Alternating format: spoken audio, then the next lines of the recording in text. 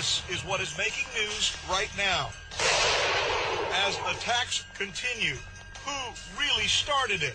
Israel broke the ceasefire. But Israelis say, not true. We will fact-check it fairly, honestly. But this is important, and this is something I want to break down for the viewers. Yesterday, you and I were sitting here, and we had a conversation with Mustafa Barghouti, who's an independent legislator, Palestinian legislator. Right. And he said that most news organizations have ignored the possibility that the people who actually broke the ceasefire was not the Palestinians, or not Hamas in Gaza.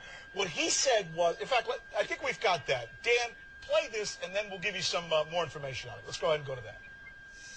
The world press community or media community is overwhelmed with the Israeli narrative, which is incorrect. The Israeli spokesperson have been spreading lies all over. The reality and the truth is that the side that broke this truce and this ceasefire was Israel. 2 months before it ended, Israel started attacking Rafah, started attacking Khan Yunis, and never lifted the blockade on Gaza. Gaza remained without fuel, without electricity, without bread, without medications, without any medical equipment for people who were dying in Gaza. 262 people died, sick people, because of an access to medical care. So Israel broke the ceasefire. And you know what we did? I've checked with some of the folks here at our international desk, and I went to them and asked, what was he talking about, and do we have any information on that? Which they confirmed 2 months ago. This is back in November. There was an attack. It was an Israeli raid that took out 6 people. Now, let me refer you.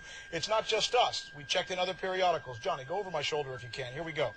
The 6-month ceasefire started coming apart at the beginning of November after Israeli commandos killed a team of Hamas fighters during a raid on a tunnel they suspected was being dug for kidnapping of Israeli soldiers. That raid set off more Palestinian rocketing.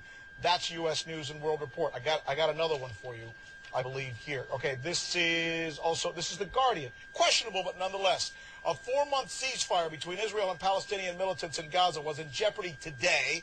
This was actually reported when it happened, after Israeli troops killed 6 gunmen in a raid in the territory. That's important to report. And here we go as well from theeconomist.com. And the point of contention here is this one. Johnny, one more. The last straw came in November when Israelis killed 6 gunmen, it said, were digging tunnels to launch a raid onto Israel, spurring Hamas to respond with a barrage of rockets. So the question is to who started this. And we've been hearing that the Israelis say they had to do this because suddenly the ceasefire had been broken in Gaza by the Hamas and the Palestinians. Is this now a little more in question? You know, that is absolutely true, but just as true is the fact that if Israel hadn't started shooting first in this case, and Israel said, we had security reasons, imminent security reasons, there was no real deal here between Hamas and Israel. Israel still reserved the right to go in and do any attack where there was a primary security interest there. And they said, our soldiers were going to be kidnapped. We had to do it. But, you know, I guess what it is, Americans, we like our order. We want things delineated for us. We like to see a quid pro quo. They're saying this happened. Are they right? And they're saying this happened. Are they right? It's almost like we're left, when you talk about the Middle East, you're left with such subtleties that sometimes everything is a vaguer.